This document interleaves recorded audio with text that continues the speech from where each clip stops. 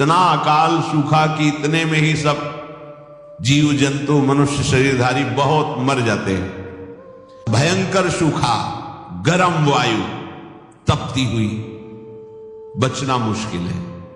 उसी के घर्षण से दावानल बड़े बड़े वनों में आग लग जाती है।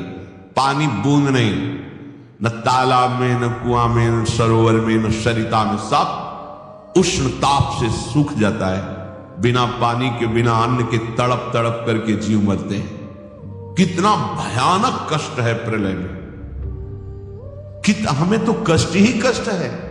अगर मुक्त नहीं होते तो कष्ट ही, मरना कष्ट, जीना कष्ट, फिर जन्मना कष्ट, फिर रोग कष्ट, विषाद, हर्ष, शोक, भय, मान, अपमान, पूरा जीवन, पूरे जन्म के जन्म जब विचार करके देखो तो यहां कष्ट किसी वक्त कुछ हाथ नहीं लगता है। पूरा जीवन हो गया कमा के, मर गए, फिर कुछ नहीं, फिर नई पढ़ाई, नई योग्यता, नया धन, नया परिवार, फिर मर गए, फिर न, कब से चल रहा है। भगवत प्राप्ति अनिवार्य है। अगर ये सुनकर के तुम्हें भय नहीं लग रहा तो भगवान की माया ने विशेष जकड़ रखा है। कहां जाएं, एक ही जगह है भगवान की शरण। हमारी कितनी दुर्गति है, हम सोच नहीं पा रहे।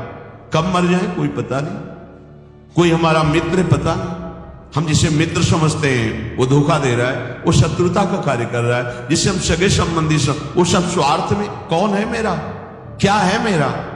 विचार करोगे तो अभी भयभीत हो जाओगे। और भयभीत होना मंगल है, क्योंकि जो सभीत आवा शरणाई, रखियो ताहि प्राण की नाई। यदि भयभीत होकर भगवान की शरण में चले जाओ तो भगवान जैसे अपने प्राण बहुत दुलारे होते हैं, ऐसे शरणागत का दुलार श्री भगवान करते हैं। एकमात्र हमारे बचने का उपाय भगवान के वचन से समझ लीजिए। वो कह रहे मामेव ए प्रपद्यन्ते माया में ताम तरन्ते। केवल मेरी शरण हो जाओगे तो मैं बचा लूंगा, नहीं तो इस भव समुद्र से बचना बहुत कठिन है। बड़ा दुखदाई है, अभी समझ में नहीं आ रहा, बड़ा दुखदाई है। कार में बैठे बैठे मुस्कुराते हुए पूरा परिवार जा रहा है, अंदर से पता नहीं क्या हुआ, कार में आग लग गई, सब भून गए पूरा परिवार। प्रतिपल भय, प्रतिपल दुख, प्रतिपल अशांति, मृत्यु हमारे सिर पर सवार रहेगी जब तक भगवान नहीं मिल जाते। यही अवसर है मनुष्य जन्म में आप भगवान को प्राप्त कर सकते हो। इस छोटी सी आयु में, छोटे समय में, बिना प्रयत्न के भगवान की प्राप्ति आपको हो जाएगी यदि शरणागत हो जाओ, हृदय से शरणागत हो जाओ। अभी कलियुग का परिसमाप्ति हो चुका है।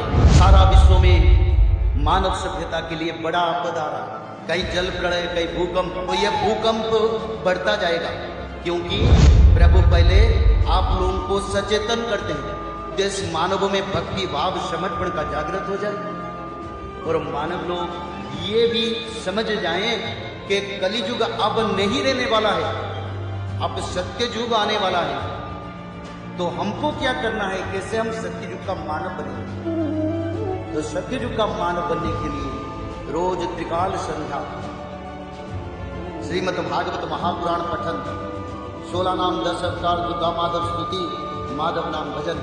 जो मनुष्य लोग इसको करेंगे वही लोग सत्ययुग के मानव। और सत्ययुग के मानव बनने के लिए हमको ये करना जरूरी है